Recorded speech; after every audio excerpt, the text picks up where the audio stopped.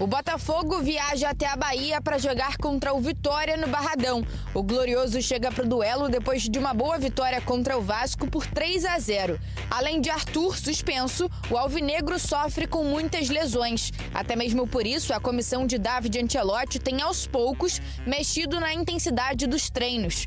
Internamente, havia um entendimento de que o ritmo das atividades não era considerado ideal para o futebol brasileiro. Lesões em geral, porque temos muitos jogos, porque por muitas condições, não? Acumulamos minutos com jogadores, mas é verdade que dentro da comissão técnica e juntos com os trabalhadores do clube trabalhamos para analisar a situação e adotar alguma modificação daqui ao final de temporada com a carga do treino, porque estamos no final da temporada. Eu chego da outra parte do mundo, onde se trabalha pode ser de maneira diferente, então eu também preciso de um período de adaptação nesse sentido. Estou aprendendo muitas coisas. Enfim, temos a projeção também da disputa pela Libertadores, porque está sendo considerado também o G7, né? Nessa disputa pela vaga na Libertadores. E o G5... Porque o G4 vai todo mundo direto, pode ter G5, né? Vai ter G5. Vai ter G5, né? Na verdade, os 5 primeiros vão direto, vão para a fase de grupos. O sexto e o sétimo pode até ter G8 ainda, né? Pode se o ter Cruzeiro G8. ganhar a Copa do Brasil, por Se exemplo. o Cruzeiro ganhar, exatamente. Olha aí, eu não vou enxergar isso aí de jeito nenhum, né? O Bandeira vai ver pra mim esse troço aí. Vamos lá, olha aí, ó. Chance de G5 e de G7. Então, isso aqui, primeiro aqui é G5, primeira coluna é G5, segunda coluna é G7. Palmeiras, 100% G5 e G7, dá pra botar 100%. Flamengo, mesma coisa. Cruzeiro também vou considerar 100%. Esses três já estão no G5. Esses três já estão na fase de grupos. Tá tudo com acima de 99,9%. Já estão na fase de grupos. O Mirassol tem 85% de chance de pegar a fase de grupos. Né? Ontem caiu um pouquinho a chance porque perdeu do Fluminense. Senão estaria ali com mais de 90% também. Tá com 85% e com praticamente 100% garantido na pré-Libertadores. Teremos Mirassol na Libertadores. Na Libertadores. Pô, os caras subiram para não cair. Não é pré, não. Para tentar não... Não, na pré. 99 é pré, papa. 85 é G5. Tá vendo? Então 85% é Libertadores de fase de grupos. Também tem uma chance grande, mas é 85%. E na Libertadores, G7, eles estão praticamente garantidos, né? 99,6%. Aí começa a galera que já estão na pré, Eles já estão na pré. Agora a questão é que pra mim já tá praticamente garantido. Na verdade, é a primeira fase da Libertadores, né? A gente chama de pré, mas é a primeira fase. Então, mas eu acho que já tá na fase de grupos. Eu acho que eles já estão na fase de grupos. Você acha com 85? Eu acho que não. Eu também acho que não. Eu acho que não. Eu acho que depende. Ele pode perder no Palmeiras no fim de semana, meu amigo. Vai despencar essa chance. Se o campeão não vira G6? Hã? Se o Cruzeiro for campeão da Copa do Brasil, aí vira G6 e G8. Isso. Mas o Cruzeiro tem que ser campeão da Copa do Brasil. Tá? Então, olha aí, agora a gente tá vendo mais claramente as chances de G7 de Libertadores. Né? O Mirassol os 4 de cima estão garantidos, praticamente. Eu considero o Mirassol garantido em G7. E aí vem a galera ali de baixo que tá remando, tá? Botafogo tá quase certo num G7, né? Numa pré-Libertadores. O Botafogo tem 51 pontos hoje. O Bahia tem 52 pontos hoje, tem 94%. O Fluminense, que tem 50, tá a 1 ponto do Botafogo e a 2 do Bahia. O Fluminense tem quase 80% de G7, de pré-Libertadores. E o São Paulo tá com 45. Tá 5 pontos atrás do Fluminense, 6 pontos atrás do Botafogo e 7 do Bahia. O São Paulo tá com 24%. Então, assim, a chance é considerável que esses aí que estão destacados, os 4 de cima e os 3 embaixo, sejam os G7 do Brasil na Libertadores, né? 5 na fase de grupos e 2 na pré-Libertadores. E pode acrescentar mais um se o Cruzeiro for o campeão da Copa do Brasil, porque aí ele ganha a vaga pela Copa do Brasil e abre mais uma vaga. Que seria uma vaga direta, né? Ou se o Fluminense ficar ali no G6, G7 e ele ganhar a Copa do Brasil também. Pode ser. É verdade. Ele abre uma vaga abaixo dele. A gente tá falando do Cruzeiro, porque o Cruzeiro é garantido que vai ficar ali na frente, né? O Cruzeiro for campeão da Copa do Brasil... Não, mas eu tô dando mais um exemplo aí, porque tô dando um exemplo que é muito provável que a gente tenha G8. A chance existe. É verdade, você tem razão. Mas na Copa do Brasil tem 4 times, né? Então, assim, só 2 é que abririam vaga, na verdade. Cruzeiro e talvez o Fluminense. De chance. 50% de chance. Os outros são Corinthians e Vasco, né? Esses 2 aí não vão abrir vaga. Aparentemente não vão abrir vaga, a não ser que o Vasco tenha uma reação grande agora. O Vasco vem de 2 derrotas, não parece ser o caso. Enfim. Tem rebaixamento? Bota o rebaixamento aí pra gente ver. Tem. Deixa o Bandeira falar, gente. Bandeira, Vitória e Botafogo. Vitória todo desfalcado, né? Inclusive do Lucas Alter, né? Que é jogador do Botafogo. Molezinha, né? Molezinha. Vai ter fácil. Lá no Barradão? Olha, o árbitro... Ontem foi o Daron que captou? Foi. Ele apitou bem? Infelizmente, não. Com 40 segundos já fez lambança. Expulsou um cara sem saber... Pois é ele que apita de novo. lá. É ele. O Daronco. Ele que apita em Salvador. Hein? Esse jogão. O Vitória é muitos desfalques, tem lesão, tem suspensão. E o Lucas Alter, ídolo da zaga lá do Vitória agora, não pode jogar, a não ser que o Vitória pague uma multa de, se bem me lembro, R$1 milhão. Tem uma pressão lá, até gente da imprensa falando pro Vitória pagar a multa pro Lucas Alter jogar, porque ele é o capitão do time. Tá jogando muito bem lá na zaga do time de Salvador. Fez gol no último jogo, né? Fez o gol da vitória, né? Contra o Inter. Então ele tá com muita moral lá, realmente. E se o Lucas Alter é um pilar do time, se ele tem que jogar desesperadamente, isso indica muita coisa, né? Porque o Lucas Alter não vinha fazendo um grande papel no Botafogo. Mas, com todo respeito ao profissional, ele jogando ou não, o Botafogo é um time melhor e vem de uma ótima atuação contra o Vasco. Só que o Vitória, o Ilan falou bem, lá no Barradão, é um time forte em qualquer circunstância. Até ontem tinham vendido quase 20 mil ingressos já. Então vai esgotar. Os caras estão vindo de Vitória. Vitória tá vindo de Vitória, mas meu amigo... Pois é, vai estar lotado. Vai ser uma pressão interessante. E o Botafogo disputando... O Vitória não pode pensar nisso, mas o Botafogo disputando vaga no G5 com o Bahia. O Bahia sai para pegar o Inter, o Bahia tem 52, o Botafogo tem 51, pegando o Vitória lá em Salvador. Em 2024, tudo bem que o time do Botafogo era muito melhor, o Botafogo não perdeu lá. O Botafogo pegou o Vitória na Copa do Brasil e no Brasileiro lá, ganhou de 2-1 na Copa do Brasil, 1-0 no Brasileiro. Fez 2 bons jogos lá e conseguiu vencer. Tomara que no domingo consiga também. Jogo 4 horas da tarde, Botafogo completo, um time que jogou contra o Vasco. Não sei se vai ter alguma alteração por questão tática, já que contra o Vasco teve aquele trio ali atrás do Arthur Cabral com Santiago, Savarino e Joaquim Correia. Não sei se o David Ancelotti vai manter o Joaquim pelo lado esquerdo, se o Vitória vai atacar muito pelo lado direito, mas o Botafogo tem todas as peças à disposição, tirando aqueles que já estão lesionados há muito tempo. Agora, 2 boas notícias para a torcida do Botafogo. Álvaro Montoro e o Jordan Barreira, e o Montoro, eles apareceram hoje treinando no campo. O Montoro, que teve um problema sério, foi submetido a uma cirurgia no ombro, na Copa do Mundo Sub-20, ele se machucou, estava na seleção da Argentina, e o Barreira também estava na Copa do Mundo Sub-20 pela seleção colombiana, teve um problema muscular, eram dúvidas para a sequência da temporada, não sabemos ainda o prazo para retorno às atividades com o time, mas já estão treinando no campo, já estão naquela transição no campo, e o Montoro é um jogador muito diferente, muito especial, estava muito bem aqui no Botafogo antes de viajar para a Copa do Mundo, tinha feito até uma jogadaça no gol da vitória do Santiago contra o Atlético Mineiro. Montoro sempre quebrando linha ali pelo lado esquerdo, participando muito, e pode ser uma peça importante aí nas últimas rodadas. O Barreira também é um jogador promissor, só que no Botafogo ele jogou 10, 15 minutos por enquanto, então a torcida ainda não conhece muito do que ele pode fazer. Mas são 2 boas notícias para uma sequência interessante que o Botafogo vai ter, principalmente após o jogo com Vitória. Esse jogo de domingo é muito difícil, mas o Botafogo tem como vencer lá, apesar de toda a pressão. O Corinthians recentemente foi lá, venceu o Vitória por 1-0, e depois desse jogo o Botafogo vai ter tempo para treinar até o dia 18 e vai enfrentar em casa o Sport, obrigação de vencer, e o Grêmio na sequência. Terça, dia 18, sábado, dia 22, Botafogo pega Sport e Grêmio. Vencendo esses 2, independentemente do resultado de domingo, o Botafogo já se coloca na condição de entrar na pré-Libertadores, praticamente vai estar garantido na pré, e pode se colocar também numa boa condição para disputar de fato essa vaga aí no G5.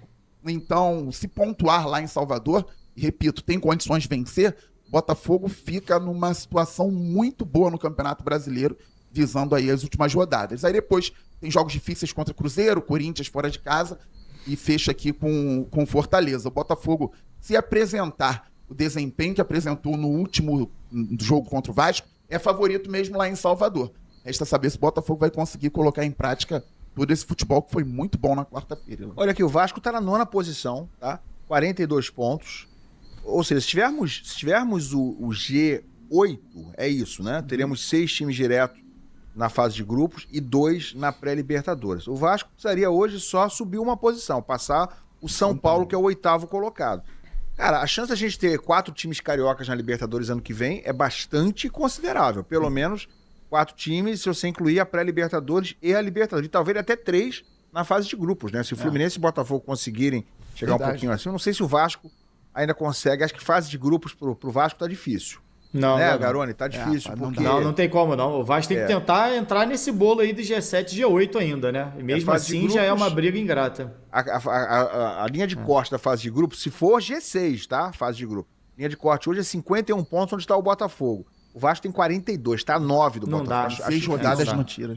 Mas poderemos ter 3 times. Poderemos ter 3 times na fase de grupos do Rio e os 4 na Libertadores. Acho que seria inédito, hein? Hã? Possivelmente seria inédito. Porque assim, antigamente... Antigamente, classificava 2, 3 brasileiros só para Libertadores, né? Era campeão e vice, e aí depois apareceu a Copa do Brasil, e agora, nesses últimos, talvez, 10, 15 anos, que a gente abriu muito com pré-Libertadores e tudo isso. Aí você cria a Sul-Americana, e o Brasil ganhando mais títulos da Libertadores, como tem Flamengo e Palmeiras agora, na decisão. Os cariocas imagina... Porque isso há alguns anos a gente fala do futebol paulista, cara. Isso a gente debate pouco até, né? Há 10 anos, cara, talvez, o debate era que o futebol de São Paulo... torcer pro Flamengo na final. Não precisa disso também, né, Papa? Mas dá pra... O Flamengo consegue sozinho, Papa. Não precisa da minha torcida. Deixa... Até pelo programa, eu vou torcer pros 4 irem pra Libertadores. Rapidinho, lá em 93, o Botafogo vence a Conmebol Sul-Americana em cima do Penharol. E o Flamengo foi campeão brasileiro em 92. Aí foi pra Libertadores. William Bacana era o goleiro, William né? Bacana. Eu tava no Maracanã. Eu também. Carlos Alberto Torres era o treinador. Tava na cobertura? Você? Tava cobrindo. Olha aí, 93, eu já era veterano. Era o capita. Tava no Maracanã. Carlos Alberto Torres, que um dia antes da final, ele acabou o treino com 20 minutos. Falou assim, olha só, estamos errando, porque aquele time era limitado. Estamos errando tudo no treino, então é melhor acabar e conversar, porque senão a gente vai se irritar, vai ter problema no jogo. O Botafogo foi campeão. Era o Eliel, o atacante? Era o Simval, o Eliel jogava no time. O centroavante era o Simval, os dois fizeram gol, né? Perivaldo. Alta. Eu tava Perivaldo na lateral direita, eu tava lá, tiveram que abrir os portões. William Bacana. Parceiro, gente boa, me segue lá no canal, gente boa. Era o goleiro, pegou 2 pênaltis. E o time que tem um goleiro chamado William Bacana é um time legal, cara. É um time maneiro. Muito maneiro. É um time carismático, não tem jeito. Ele foi herói na conquista, que ele pegou 2 pênaltis, foi importante. O Botafogo ganhou a competição, o Flamengo tinha sido campeão brasileiro e foi pra Libertadores. Botafogo, Fluminense e Vasco jogaram aquela Conmebol. Porque Botafogo foi o 2º do Campeonato Brasileiro, Vasco 3º em 92, e o Fluminense tinha sido vice da Copa do Brasil pro Inter em 92. Então, quer dizer, times que hoje, tirando o Fluminense, que o vice da Copa do Brasil não vai, mas clubes que hoje iriam pra Libertadores na fase de grupos, estavam na Conmebol porque só ia o campeão brasileiro pra Libertadores. Isso é década de 90. E o Botafogo, felizmente, foi campeão em cima do Penharol no final.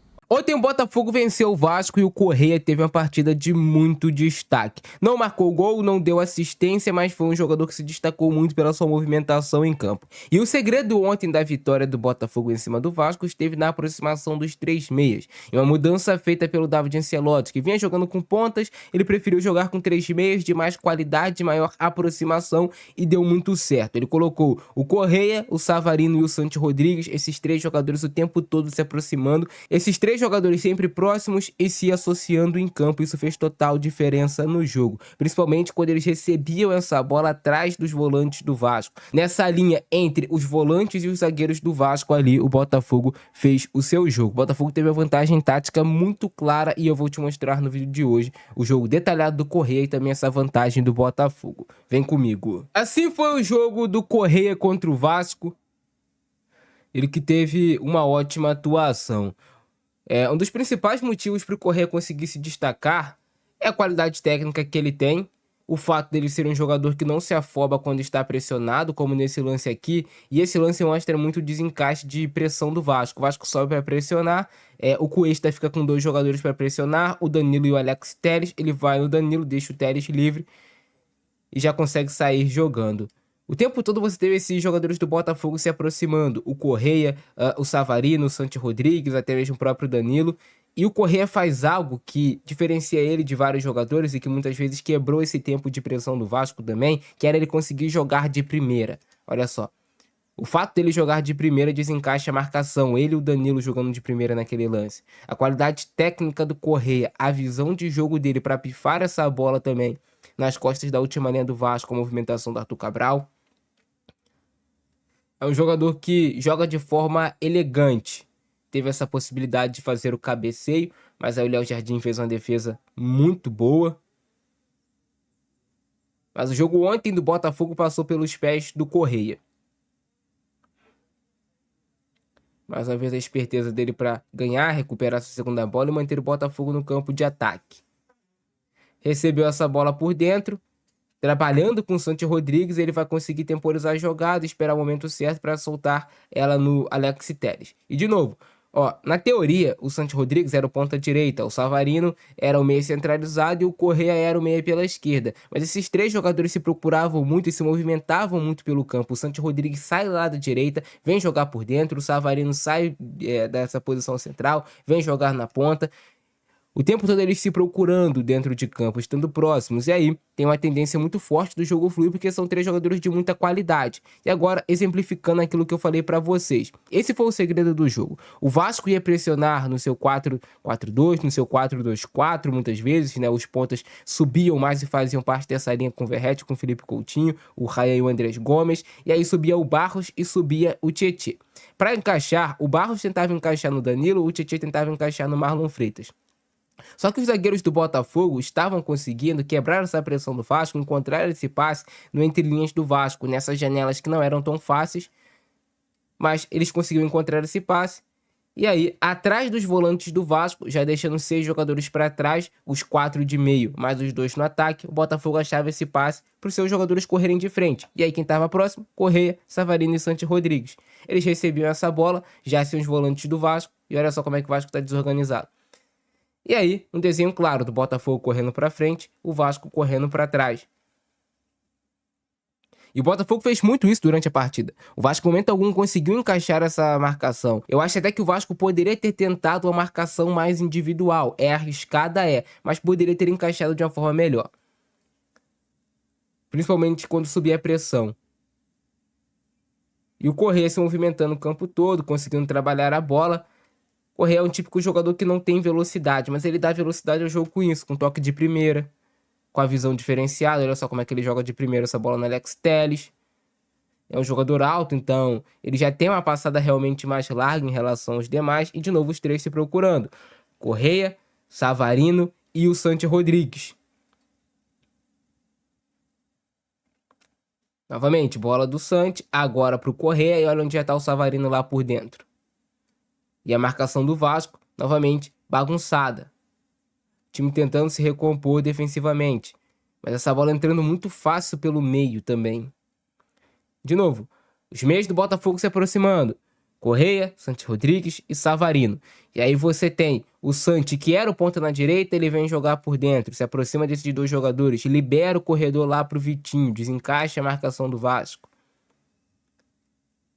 Ajudando também nessa marcação-pressão e vai jogar de primeira de novo. Cara, jogar de primeira é uma das coisas que quebra muito qualquer encaixe de marcação no futebol. Você rouba o tempo do adversário jogando de primeira. Você tem na visão do jogo. E aí o pênalti sofrido pelo Correia praticamente, no apagar das luzes no primeiro tempo. Já era 45 minutos, eu acho que o juiz ia dar 2 de acréscimo, o jogo ia encerrar. E aí ele consegue sofrer o pênalti. E no segundo tempo mudou um pouco a característica em alguns momentos. O Botafogo jogou mais com bloco médio, baixo, marcando e em transição rápida de contra-ataque. Aí teve essa grande chance do Correia, mostra toda a qualidade técnica do jogador para dominar a bola. Também tem muito tempo, espaço, para escolher o lado da finalização. Ele tenta bater no lado do Léo Jardim para surpreender, que talvez o Léo esperava uma bola chapada no outro lado. Olha só, ele já tinha dado passo até para ir lá, mas o Correia tentou bater ali no mesmo lado dele. Mais uma puxada de contra-ataque do Correia. O Matheus França até rouba a bola a princípio, mas depois acaba perdendo ela. E aí tem que fazer a falta.